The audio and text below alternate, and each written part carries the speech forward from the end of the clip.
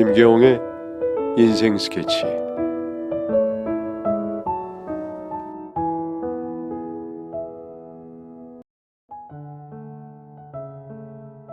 안녕하세요. 저는 올해로 46살이 된 최무연이라고 합니다. 지금은 억만금을 준다고 해도 바꿀 수 없는 아내, 그리고 초등학생인 딸과 살고 있죠. 그 누구보다 화목한 가정에서 살고 있지만 지금 제가 이렇게 살게 된 데까지는 아내와 장인 장모님의 도움이 너무 컸습니다. 사실 저는 제대로 된 부모님의 사랑을 받지 못하고 자랐거든요. 결혼 전에는 항상 명절이 가장 싫었습니다. 제 친구들은 모두 오랜만에 가족들이 모여서 맛있는 음식도 먹고 재미있게 놀기도 하는데 저에게 명절은 아무것도 할 일이 없는 무료한 날일 뿐이었죠. 하지만 결혼 후에는 저 역시 아내와 딸의 손을 잡고 처가댁으로 가서 지내다 보니 이제 저 역시 명절이 기다려지네요. 저 역시 아주 어릴 때는 평범한 집에서 살았습니다. 아버지와 어머니는 당시 흔하지 않은 연상연하 커플이었습니다. 그래서 할머니가 어머니를 마음에 들어하지 않으셨다 해요. 하지만 두 분은 할머니의 반대에도 무릅쓰고 결혼을 하신 거죠. 그래서인지 우리 가족은 명절에도 할머니 댁에 가지 않았습니다. 가끔 아버지와 저만 할머니 댁에 가서 하루 자고 오곤 했죠. 당시 어머니는 음식 장사를 하셨는데 장사를 해야 한다는 핑계로 함께 가지 않았습니다. 제가 초등학교 때부터 어머니가 장사를 하셨는데 제법 잘 되는 편이었죠. 하지만 그 행복은 오래가지 못했습니다. 어느 날 제가 고등학생이 되었을 때 어머니가 사기를 당해서 큰 돈을 날리신 거죠. 상인들 사이에서 꽤나 유명했던 사람들인데 그 사람에게 적은 돈을 투자하고 재미를 본 사람들이 많아지자 어머니는 아버지 몰래 집과 가게를 담보로 돈을 빌렸고 지인들에게까지 돈을 빌려서 몽땅 사기꾼의 손에 쥐어진 것입니다. 사기꾼은 그대로 도망을 갔고 어머니의 가게는 물론 살던 집까지 쫓겨나게 되었죠. 어머니는 그 사기꾼을 잡겠다고 돌아다니셨고 평범한 직장인이었던 아버지는 퇴근 후 배달 아르바이트까지 해가며 돈을 벌었지만 어머니가 진 빚을 갚기에는 역부족이었습니다. 그렇게 한순간에 몰락한 우리 집은 다시 일어나지 못했죠. 아버지는 어머니에게 그 사기꾼을 잡는 것은 경찰이 할 일이고 우선 돈을 벌어서 빌린 돈부터 갚자고 했지만 어머니는 사기꾼을 찾는데 혈안이 되어 있었죠. 게다가 어머니에게 돈을 빌려준 지인들이 이사한 집까지 찾아오기 시작했습니다. 그러니 어머니는 집에 들어오지 않았습니다. 하지만 거기에서 불행은 멈추지 않았죠. 퇴근 후 중국집 오토바이 배달을 하던 아버지마저도 트럭과 사고가 나면서 돌아가시게 되었습니다. 다들 통탄을 하고 있는 장례식장에 어머니의 채권자들이 몰려와 난동을 부렸고 조의금까지 털어가고 말았죠. 하지만 어머니는 아버지의 장례식장에조차 나타나지 않았습니다. 저는 집안을 망하게 하고 아버지까지 돌아가시게 한 어머니를 용서할 수가 없었습니다. 결국 아버지가 돌아가신 후 저는 할머니 집에 가서 살게 되었죠. 그래도 집주인이 몰래 정리를 할 수 있게 도와준 덕에 다행히 집을 정리하며 받은 보증금 2천만 원은 뺏기지 않고 지킬 수 있었습니다. 그날 이후 저는 할머니 집에서 학교까지 40분씩 통학을 하며 고등학교를 졸업할 수 있었죠. 그리고 학업 성적이 나쁘지 않았던 저는 조금 하향 지원을 해서 장학금을 받을 수 있고 기숙사가 있는 대학으로 진학할 수 있었죠. 그렇다고 해도 기숙사비와 생활비는 제가 벌어야만 했습니다. 공부만 해도 장학금을 받는 것이 쉽지 않은 일인데 아르바이트까지 해야 하니 저의 대학 시절은 굉장히 힘이 들었죠. 힘들 때마다 아버지가 남겨주신 2천만 원을 쓰고 싶기도 했지만 나중에 더 필요한 것이 있을 것 같아 그 돈을 쓰지 않으려고 악착같이 노력했습니다.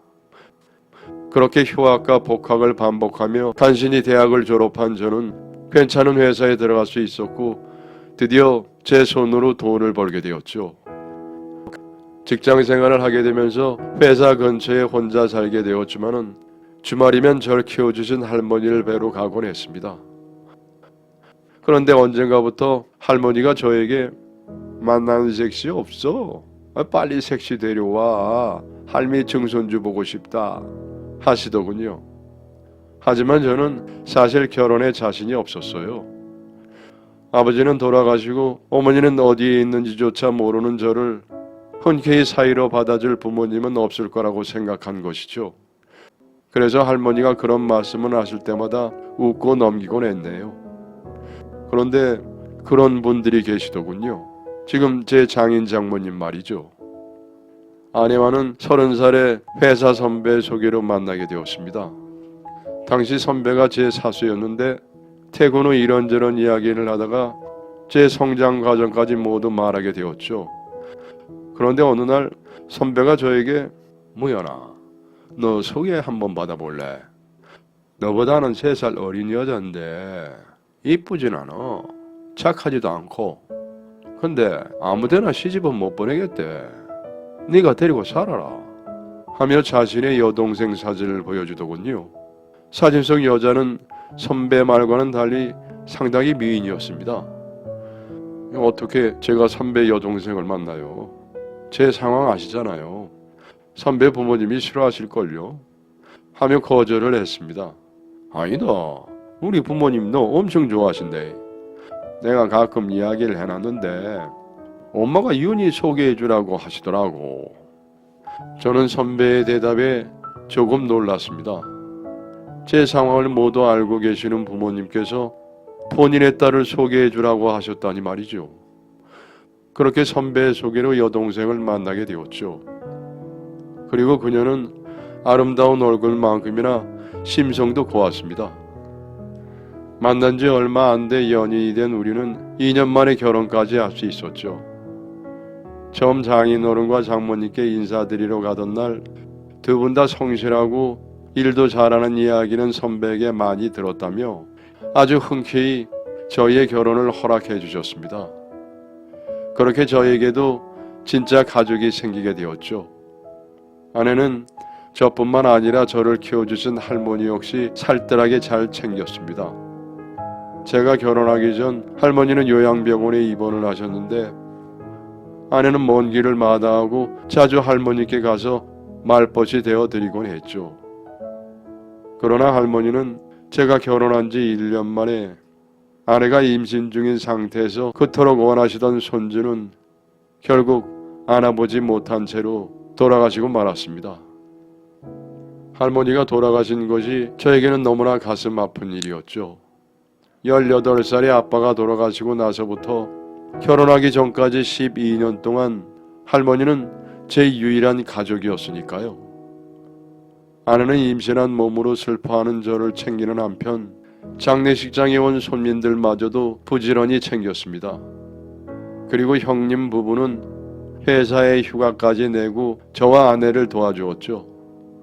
그렇게 새로 생긴 가족들의 도움을 받으며 무사히 장례를 치르고 나니 이젠 할머님도 마음 편히 눈 감으실 수 있겠다는 생각이 들더군요.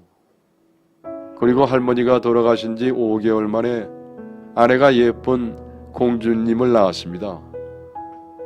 아빠가 되고 보니 돌아가신 아버지가 더욱 그리워졌죠. 하지만 빚을 지고 무책임하게 달아난 어머니는 더욱 이해가 가지 않았습니다. 그리고 처가 식구들에게 더 잘해야겠다는 생각을 했죠. 그렇게 우리 가정은 누가 봐도 화목한 가정이 되었습니다. 아내와 저는 맞벌이를 하고 있었음에도 서로 집안일이나 육아로 싸우지도 않았습니다. 아내도 저도 눈에 보이면 미루지 않고 먼저 하는 타입이기 때문에 집안일로 인한 충돌은 없었죠. 그리고 저는 항상 아내를 배려했고 아내 또한 저를 존중했습니다. 그 덕에 아이도 긍정적으로 밝게 자랐고 1시간 거리에 살고 계시는 장인 장모님과 여전히 같은 회사에 다니는 형님 부부도 자주 만나며 우리 모두는 완전한 가족으로 서로에게 녹아들게 되었죠. 그런데 어느 날 업무 중에 모르는 번호로 전화가 왔습니다. 네, 최무현입니다. 무현아, 엄마야. 전화기 속 힘없는 목소리는 23년 전 가족을 버리고 달아난 어머니였습니다. 저는 매우 당황스러웠지만 침착하게 이야기를 했죠. 네, 무슨 일이시죠? 엄마가 미안하다.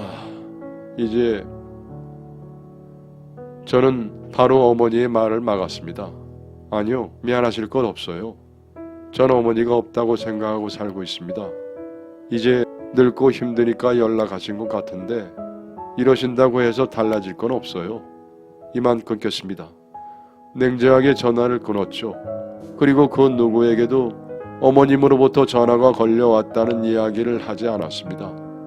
아내와 결혼 후 안정적이고 행복한 삶을 산 지 이제 10년 남짓이 되었는데 그 행복을 무너뜨리고 싶지 않았거든요. 하지만 그로부터 며칠 뒤 퇴근 후 저녁 식사 중에 아내가 어머니 이야기를 꺼내더군요. 자기 혹시 어머니께 전화 받았어? 혹시 당신한테도 전화 왔었어? 참나, 당신 전화번호는 또 어떻게 한 거야? 당신 그 사람한테 전화 오면은 절대 받지 마. 차단해버려. 아니다, 아예 전화번호를 바꿔버릴까? 차가운 목소리로 어머니에게 대한 분노를 드러내자 아내는 더 이상 아무런 말도 하지 않았습니다. 절대 전화 받지 마. 그 사람 때문에 아버지가 돌아가셨어. 난 절대 용서 못해. 저는 다시 한번 아내에게 단도리를 했습니다. 이후 아내는 제 앞에서 어머니 이야기를 꺼내지 않았죠. 그렇게 시간이 흐르면서 다시 어머니는 제 머릿속에서 지워져 갔습니다. 사실 가끔 한 번씩 생각이 날 때도 있었지만 애써 지워버리곤 했죠. 어머니를 만나면은 또다시 그 빚쟁이들이 찾아와서 지금의 안락한 제 삶이 모두 무너질 것만 같았거든요. 그 후 저와 아내는 평소와 마찬가지로 평안한 생활을 했습니다. 주말이면 나의 손을 잡고 놀러 가기도 했고 형님 가족과 함께 처갓집에 모여서 고기를 구워 먹기도 했죠. 사실 처가댁이 넓은 마당이 있는 집이라서 아이들 놀기에도 아주 좋거든요. 그래서 자주 가곤 합니다.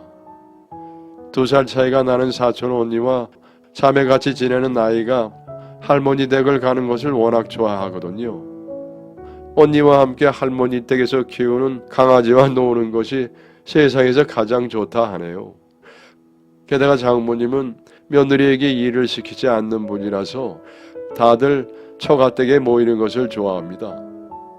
그렇게 모이면은 저와 형님 그리고 장인 어른은 셋이 낚시를 가기도 하고 근처에 등산을 다니기도 합니다. 장인 어른이 큰 회사를 오랫동안 다닌 분이라 회사 이야기를 하면서 여러 가지 조언을 받기도 하죠. 그렇게 남자만의 시간을 보내고 돌아오면은 장모님과 아주머님 그리고 아내가 바톤 터치를 하고 나아가 여자들만의 시간을 보내고 오기도 하죠. 이런 시간을 보낼 때면은 새삼 이 집안의 가족이 된 것이 감사하다는 생각만 듭니다. 하지만 언젠가부터 조금씩 우리의 행복의 균열이 생기기 시작하더군요. 그 사건의 중심에는 아내가 있었습니다. 아이가 초등학교 3학년이 되던 해부터 아내의 행동이 수상해지기 시작했죠. 아내는 여전히 일을 하고 있었는데 연애할 때부터 야근이 잦은 편은 아니었지만 월말에는 마감이 있어서 그마저도 처음에는 한 번 정도였는데 야근 횟수가 점점 늘어 심한 주에는 3번도 늦게 들어오곤 했죠. 하지만 거기서 끝이 아니었습니다. 처음에는 그런가 보다 하던 저도 그 이후로 주말에도 일이 있다고 나갔는데 처음에는 그런가 보다 하던 저도 급격하게 늘어나는 아내의 늦은 귀가와 외출에 점점 의심을 하게 되었죠. 하지만 그토록 의심스러우면서도 아니라고 생각한 이유는 주말에 친구를 만나고 나갈 때면은 한 번씩은 아이들을 데리고 나가기도 했거든요. 설마 아이를 데리고 바람을 피우지는 않겠죠. 하지만 아내의 수상한 행동에 계속 불안한 생각이 들어 결국 아내가 자는 사이 휴대폰을 몰래 열어보았습니다. 하지만 아무리 아내의 휴대폰을 뒤져봐도 별다른 의심스러운 정황은 없더군요. 그놈과 연락하는 건 모두 지우고 들어오는 건가? 혹시 다른 휴대폰이 있는 건가? 하는 생각까지 들었고 저의 모든 감각은 아내의 수상한 행동에 집중이 되었습니다. 여러분의 사연을 기다리고 있습니다. 내용은 제한이 없고요. 구독과 좋아요는 저에게 큰 힘이 됩니다.